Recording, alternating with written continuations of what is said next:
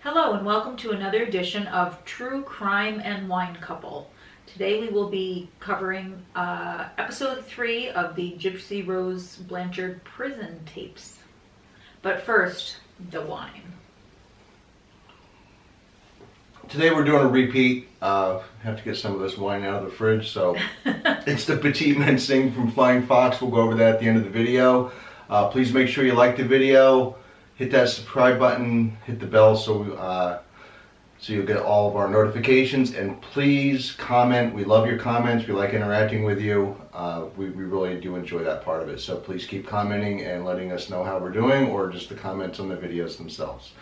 So, digging right into the Gypsy Rose Prison Confessions, episode 3. Should we make the announcement first before you cover it? No, let's We'll do make this. that at the end? Stay Okay. till the end of the video. We have an announcement about Gypsy. something. Well, okay, about Gypsy. We think.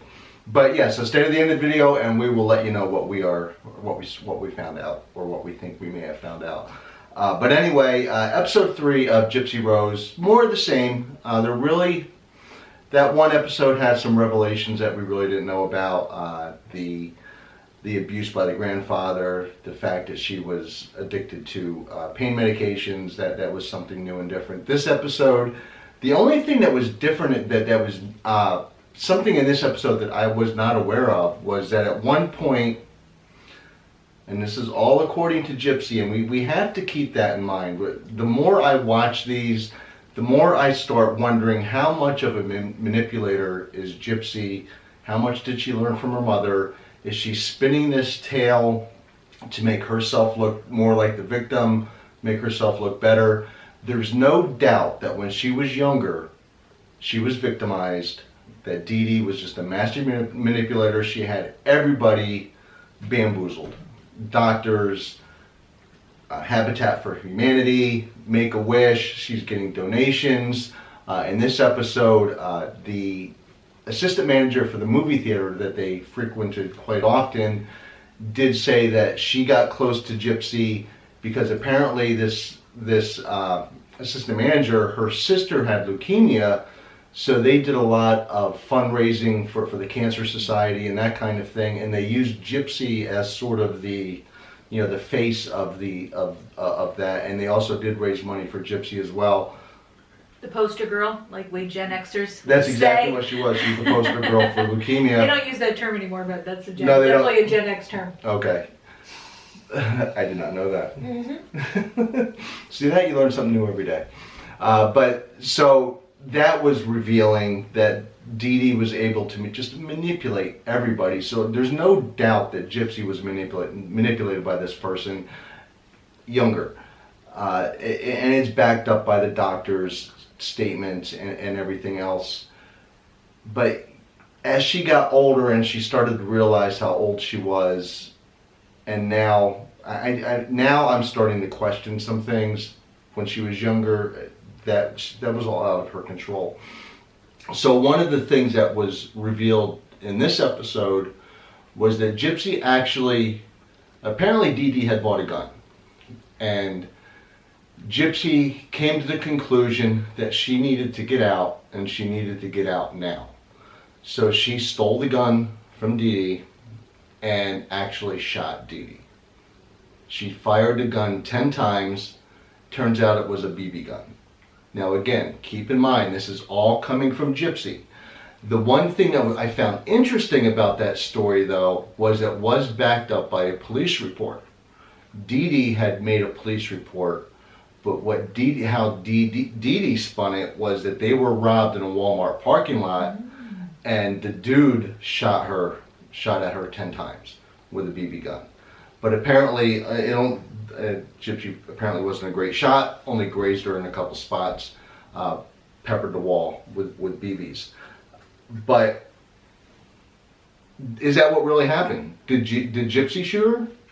Was she robbed in a Walmart parking lot? Or is everything made up?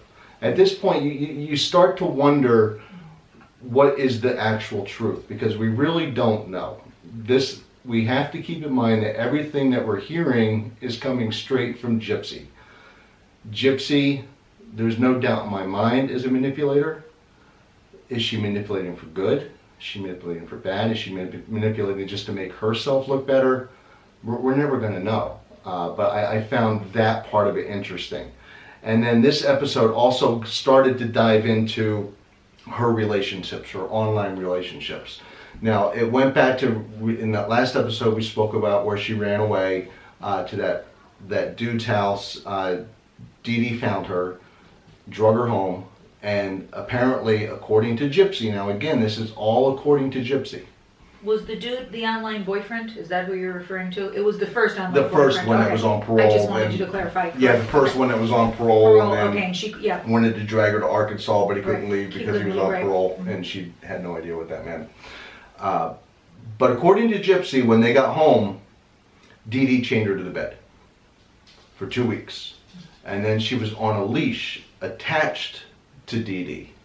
And this went on for some time until Dee Dee was slowly just letting her get more freedom. And as Gypsy put it, her freedom was allowing her to go to the bathroom by herself, or allowing her to take a bath by herself.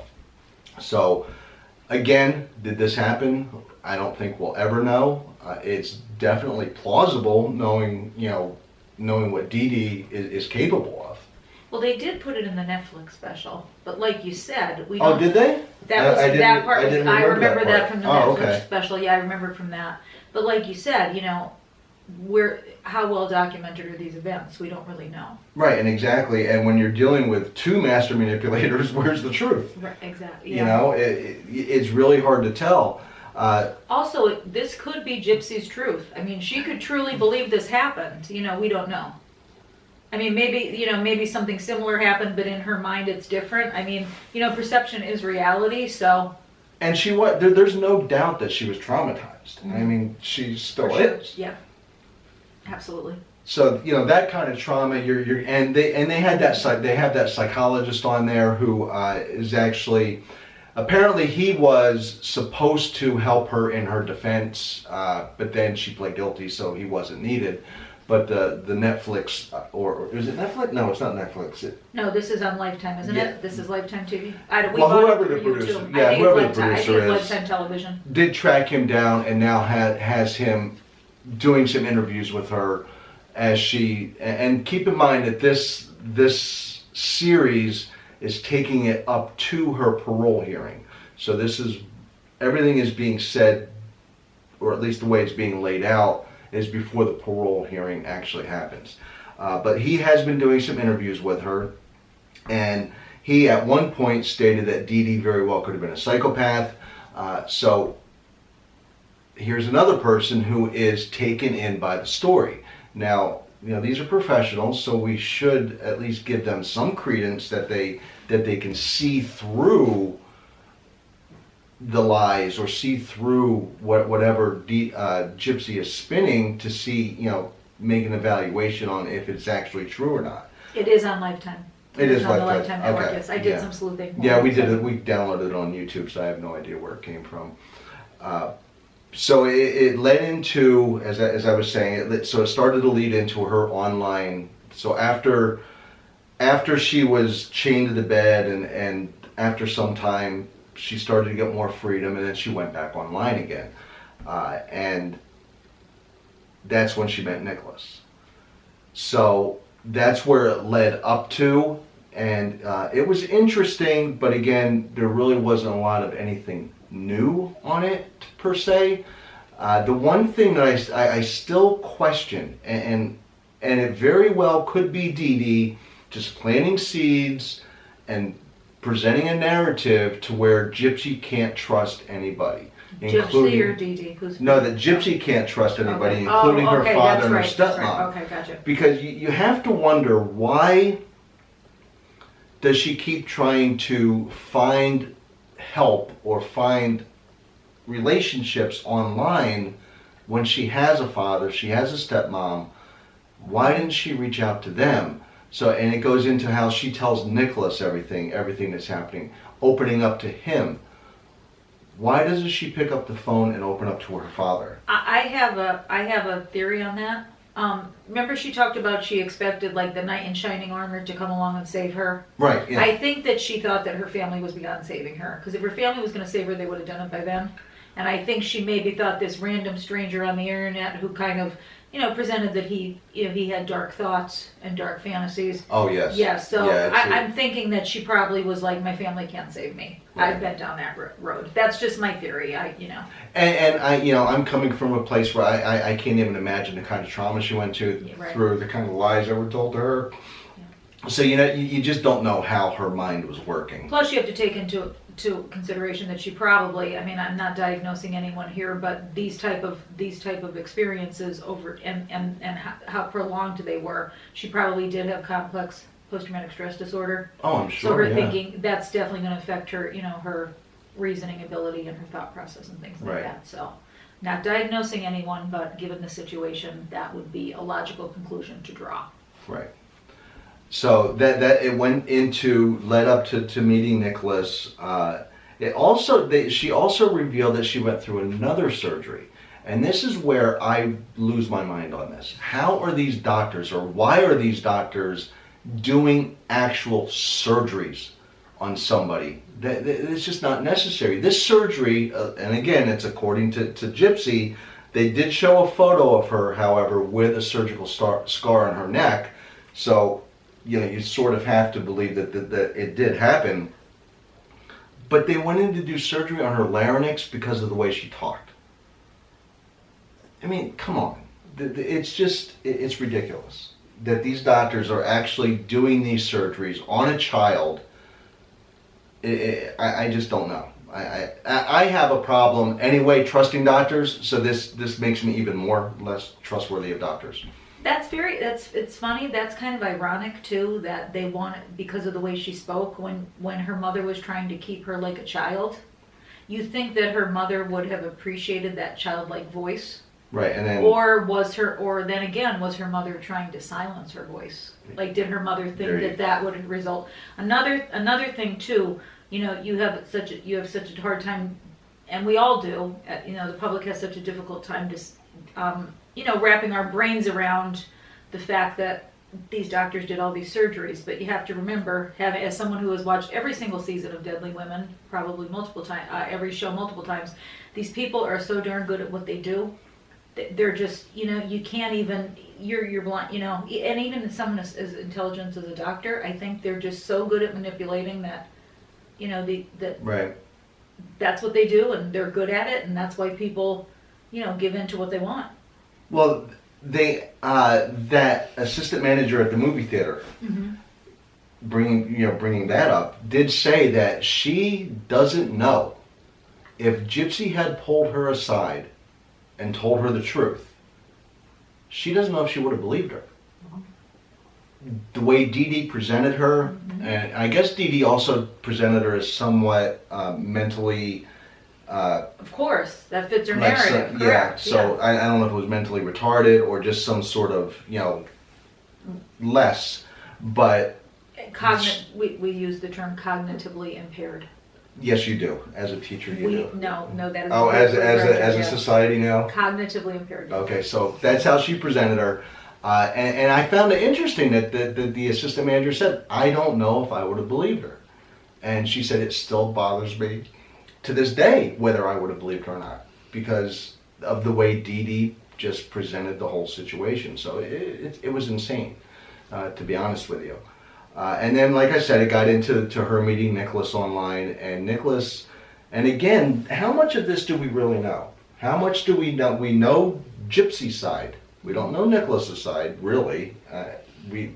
And I guess maybe those text messages are out there somewhere. They would probably have Facebook Messenger. They would have a digital. She would have left a digital footprint of all the things she was doing. Yeah, at one point she stole money from Dee Dee and bought a phone at Walmart so then she could start texting Nicholas. And I would think also that you mentioned the surgeries; those would be documented. Those she really couldn't lie about. The surgeries. Yeah, they could right. fact check the surgeries. Yeah. Right, and they did have the police report from Right. when Dee Dee Yeah. was shot. Mm-hmm. But again, whose narrative is that, or is it both of them making stuff up? We just don't know.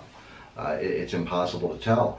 But Gypsy did present Nicholas as somebody on a darker side, a manipulator.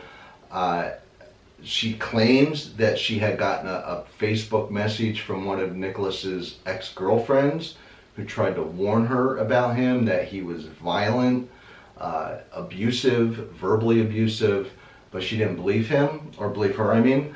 So there's that. And then she says that he would make her say things, and if she didn't say the right thing, say it exactly the way he wanted to say it, he would start to get verbally abusive with her. So the psychologist or the psychiatrist, I'm not sure what he is, did say that that would fit into the narrative because Gypsy would be submissive. So she would want to please, whether it, either positive or negative, she's going to want to please somebody. So that would fit the narrative. It would make sense. But again, we just don't know. She definitely comes across as someone like that too. Once again, I'm not diagnosing, but she just seems like, protect me, save me, love me. But then again, that could just be her. Well, and that's what she called it, her knight in shining armor. Right, but that could also be her, once again, capitalizing and portraying more of this victim mentality. Right, exactly. I don't think we're ever going to know exactly. So much mirroring the that Gypsy special from years ago. They did meet at a movie theater. They had set it up. It was it was a Cinderella movie. I guess it was a movie premiere. So here's this 19, 20-year-old girl who now, again, I forgot to mention this, Dee Dee did show her birth certificate. But Dee Dee manipulated the birth certificate and made her 4 years younger than what she was. So she found the Medicaid card, thought she was 19, demanded to see the birth certificate. Dee Dee, she said, this is what Gypsy says, again, that she just whited it out and changed the date. It was just white out. But she says that she trusted her. All right, so now again, so she went from 19 to 15 again. So they're going to this movie premiere for Cinderella. Here's this 19-year-old girl dressing up as Cinderella to go to this movie premiere, and where they rigged it so that Nicholas would run into them and present himself as like this is the first time they're ever meeting. And she says that his opening line was, "How about this weather?" She's like, "Why couldn't you come up with something better than that?" But apparently Dee Dee did not like him at all. Whatever he said, it wouldn't have been good. No. So Dee Dee's alarm bells went off right away. Why is this dude, this old dude? Well, he was late teens, early 20s, however old he was. Why is he going to a Cinderella premiere by himself? No girlfriend, no family, no kids. Why is he here? Big Disney fan? So I guess Dee Dee found it kind of creepy. Didn't like him. So that's where the episode ended. So I'm assuming it's going to pick up, so now we're through 3. We have 3 more to go. This is the first time that she mentioned that the very first engagement that she had with that guy while she was in prison. Then she said it just didn't work out. And she did mention Ryan's name this time. They didn't get into it, but she did mention Ryan. So we'll see where that goes. And that leads us into our announcement, and I will let you take that over.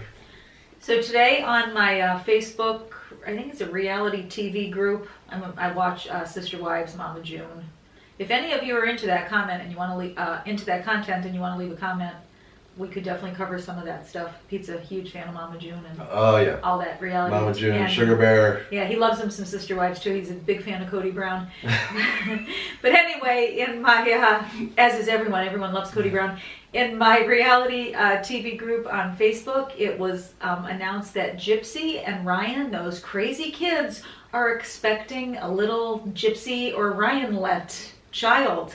And she is in fact pregnant. The evidence for this is they were going into the OBGYN's office together. So apparently Ryan probably is due like in a month. He looks like he's ready to drop the baby, but that was mean. Pete might need to edit that out. No, I'm leaving it. Okay.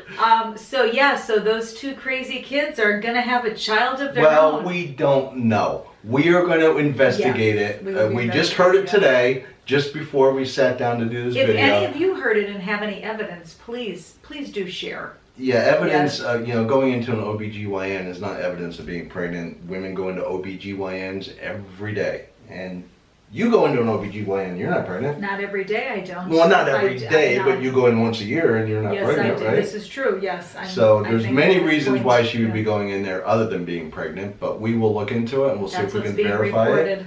And once we get it verified, we will let you know that we did verify her pregnancy or her non-pregnancy. So that wraps up our Gypsy episode 3, getting into the wine. Like I said, we are doing a rehash because I need to get some of these bottles out of our fridge. So today we are drinking a Petite Manseng from Flying Fox Vineyards. They are down in Virginia, and we really enjoyed their tasting room. And the wine this Petite Manseng wine is just fantastic. It's right up our alley. It's drier, it's a little fruity, but it's really good. And we can't get it up here in the Northeast. So next time we go down to Virginia, we're gonna have to really stock up on some of this. After we drink our like 4 cases of wine we have left, we'll have to get some more Petite Manseng. We have so much wine downstairs. It is insane because every time we would go to a winery, we felt bad if we didn't buy a bottle of wine. You felt bad. I felt bad if we didn't buy a bottle of wine. So we started to accumulate, and then it got to a point where I was like, all right, I need to feel bad and not buy the wine until we can get some of this out. So that's where we stand. But please make sure you subscribe, comment, like, and hit that bell. And if you have any friends who you know would appreciate our content, please share it with them. We'd really appreciate it. We're trying to get to our goal of 500 subscribers. I know that sounds sad because I see the people on YouTube with millions and millions of subscribers. But hey, we all need to have one a goal. step at a time. Small baby steps. There So you go. yeah. So please, if you would give us do us the honor of subscribing to us, we will try to deliver the content that you love and we enjoy making. All right. Till next time.